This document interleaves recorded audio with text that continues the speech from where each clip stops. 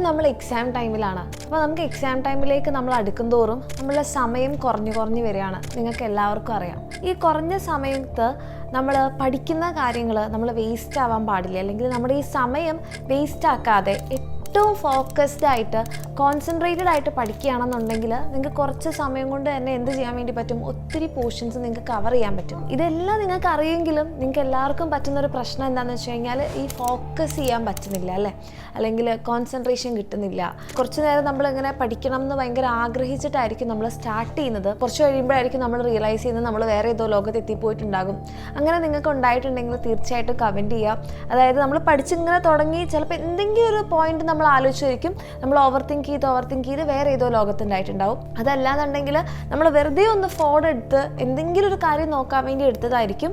പക്ഷേ സ്ക്രോൾ ചെയ്ത് സമയം ഒത്തിരി പോയി, നമ്മളിത് പഠിച്ചു തുടങ്ങുകയായിരുന്നു അല്ലെങ്കിൽ പഠിക്കുകയായിരുന്നു എന്ന് കുറച്ച് കഴിയുമ്പോഴായിരിക്കും നമ്മൾ റിയലൈസ് ചെയ്യുന്നത്. ഈ ഒരു മൊമെൻറ്റ് നിങ്ങൾക്ക് ഉണ്ടായിട്ടുണ്ടെങ്കിൽ നിങ്ങളൊന്ന് കമൻറ്റ് ചെയ്യുക. ഓക്കെ, യെസ് എന്ന് കമൻറ്റ് ചെയ്യുക. ആൻഡ് ഇത് നമുക്ക് മാറ്റേണ്ടത് ഈ ഒരു എക്സാം ടൈമിൽ വളരെ അത്യാവശ്യമാണ്. അപ്പോൾ അതെങ്ങനെയാണ് മാറ്റേണ്ടത്, അത് മാറ്റാനുള്ള 5 ടിപ്സാണ് ഞാൻ ഈ ഒരു വീഡിയോയിലൂടെ പറയുന്നത്. അപ്പോൾ ഇത് നിങ്ങൾ ഫുള്ളായിട്ട് ഈ 5 ടിപ്സ് ഫോളോ ചെയ്യാൻ വേണ്ടി നോക്കുക.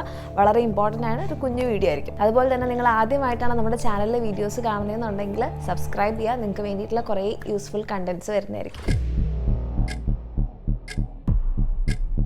നമ്മൾ ഒത്തിരി പഠിക്കണം എന്നൊക്കെ ആഗ്രഹിക്കുന്നുണ്ടല്ലേ, പക്ഷേ നമ്മൾ പലരും പറയുമ്പോൾ മടി പിടിച്ചിരിക്കുകയാണ്, അല്ലെങ്കിൽ നീ ഒന്നും ചെയ്യുന്നില്ല.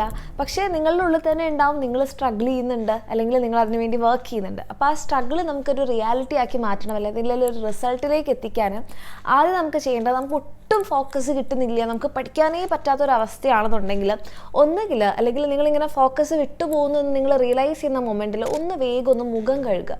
അതല്ലാന്നുണ്ടെങ്കിൽ നിങ്ങളൊരു നല്ല തണുത്ത വെള്ളത്തിൽ ഒന്ന് കുളിക്കുക.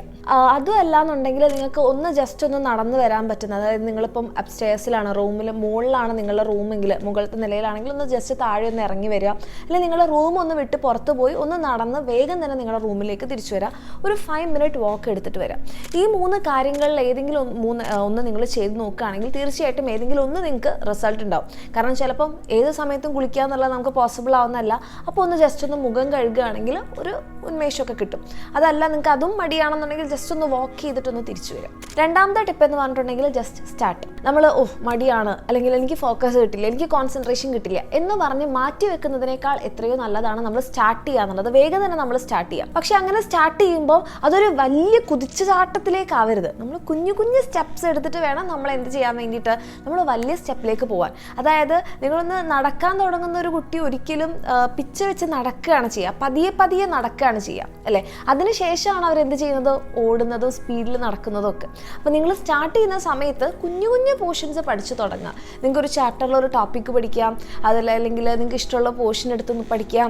ഓക്കെ, അങ്ങനെ കുഞ്ഞു കുഞ്ഞു സ്റ്റാർട്ട്സിൽ തുടങ്ങിയിട്ട് നിങ്ങൾ മുന്നോട്ട് പോകാൻ വേണ്ടി നോക്കുക. മൂന്നാമത്തെ കാര്യം എന്ന് പറഞ്ഞിട്ടുണ്ടെങ്കിൽ നമ്മൾ എപ്പോഴും പറയാറുണ്ട്, നമ്മൾ പഠിക്കുന്ന എൻവയോൺമെൻറ്റ് അത് വളരെ നന്നായിട്ട് മാറ്റർ ചെയ്യുന്നുള്ളത്. അത് ആക്ച്വലി വെറുതെ പറയുന്നതല്ല. കാരണം നിങ്ങൾ പഠിക്കുന്ന സ്ഥലം അതെന്ന് വെച്ചിട്ടുണ്ടെങ്കിൽ ഭയങ്കര ക്ലീൻ ആൻഡ് ക്ലിയർ, ഭയങ്കര വൈറ്റ് ബാക്ക്ഗ്രൗണ്ട്, ഒരു നല്ല ക്ലീൻ ടേബിള്, അങ്ങനെ ഒരു ബുക്ക് പെന്ന് മാത്രമുള്ള ടേബിൾ, അങ്ങനത്തെ അല്ല നമ്മൾ ഉദ്ദേശിക്കുന്നത്. ഒരു സ്റ്റഡി എൻവയോൺമെൻറ്റ് എന്ന് പറയുമ്പം നിങ്ങൾക്ക് അവിടെ വേറെ തരത്തിലുള്ള ഡിസ്റ്റർബൻസ് ഉണ്ടാവാൻ പാടില്ല. അത്യാവശ്യം നല്ല നാച്ചുറൽ ലൈറ്റ് വരുന്ന ഒരു വിൻഡോൻ്റെ ഒക്കെ അടുത്താണ് നിങ്ങളുടെ റൂമെങ്കിൽ വളരെ നല്ലത്, അല്ലെങ്കിൽ നിങ്ങളുടെ സ്റ്റഡി ടേബിളെങ്കിൽ വളരെ നല്ലത്.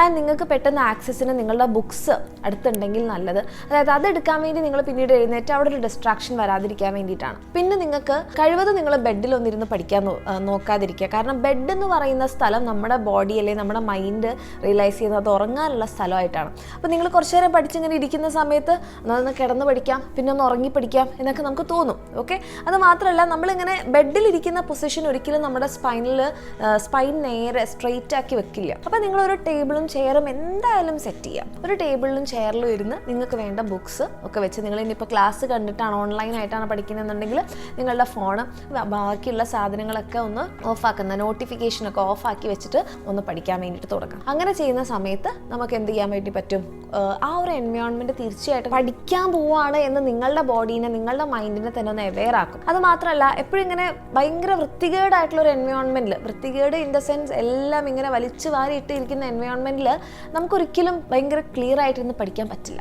അതും ഭയങ്കര സെറ്റിൽഡ് ആണെങ്കിൽ നമ്മളുടെ മനസ്സിലും ആ ഒരു സെറ്റിൽമെൻറ്റ് ഉണ്ടാകും, ഒന്ന് ശാന്തത ഉണ്ടാകും. അപ്പോൾ നമുക്ക് പുതിയ കാര്യങ്ങൾ പഠിക്കാൻ കുറച്ചുകൂടി ഈസി ആയിരിക്കും. ഒന്ന് ചെയ്ത് നോക്കാം. ഓക്കെ, അങ്ങനെ ഒരു സ്റ്റഡി എൻവയോൺമെൻറ്റ് ക്രിയേറ്റ് ചെയ്ത് ബാക്കിയുള്ള ഡിസ്റ്റർബൻസും നോയ്സും ഒന്നും ഇല്ലാത്തൊരു സ്ഥലത്ത് പഠിച്ചു തുടങ്ങും. അങ്ങനെയൊക്കെ നമ്മൾ ചെയ്യുമ്പോൾ തന്നെ നമുക്ക് പഠിക്കണം എന്നുള്ളൊരു തോന്നൽ വരും. ആൻഡ് നാലാമത്തെ ടിപ്പ് എന്ന് പറഞ്ഞിട്ടുണ്ടെങ്കിൽ, എപ്പോഴും എൻ്റെ കുട്ടികൾ എല്ലാവരും പറയുന്നതാണ് മോട്ടിവേഷൻ വേണം, പഠിക്കാൻ മോട്ടിവേഷൻ ഇല്ല എന്ത് ചെയ്യും. അപ്പോൾ മോട്ടിവേഷൻ എന്ന് പറയുന്ന സാധനം എപ്പോഴും ഒരാളുടെ വീഡിയോസ് കണ്ടിട്ടോ എപ്പോഴും ഒരാൾ നിങ്ങളെങ്ങനെ മോട്ടിവേറ്റ് ചെയ്യാനിരിക്കുന്നതോ പോസിബിൾ അല്ലല്ലേ. നമുക്ക് ഉള്ളിൽ നിന്ന് തന്നെ ഒരു മോട്ടിവേഷൻ വരികയാണെങ്കിൽ അതായിരിക്കും ഏറ്റവും നല്ലത്. അപ്പോൾ അങ്ങനെ മോട്ടിവേഷൻ എന്ന് പറയുന്നത് പോസിറ്റീവ് റിവാർഡ് എപ്പോഴും ഒരു മോട്ടിവേഷൻ ആയിരിക്കും. അതായത് നിങ്ങൾക്ക് തന്നെ നിങ്ങളുടെ സ്റ്റഡി ടേബിളിന് മുന്നിലായിട്ട് നിങ്ങളൊരു ടൈം ടേബിളൊക്കെ എന്തായാലും ഉണ്ടാക്കുമല്ലോ, നിങ്ങൾ ഇത്ര ദിവസം പഠിക്കും എന്നുള്ളത്. അപ്പോൾ നിങ്ങൾ ചെയ്ത് കഴിഞ്ഞ കാര്യങ്ങൾ നിങ്ങളൊരു സ്റ്റഡി ട്രാക്കർ പോലെ ഒരു സ്റ്റിക്കി നോട്ട് വെച്ചിട്ട് ഒട്ടിച്ച് വെക്കുക. അതായത് ഞാൻ ഇത്ര പോർഷൻസ് പഠിച്ചു, ഞാൻ പഠിച്ചു, മാത്സിൽ ഇത്ര ചാപ്റ്റേഴ്സ് ഞാൻ പഠിച്ചു, ഫിസിക്സിൽ ഇത്ര ചാപ്റ്റേഴ്സ് ഞാൻ പഠിച്ചു, അല്ലെങ്കിൽ ഈ ബയോളജിയിൽ ഞാൻ ഇത്ര പഠിച്ചു.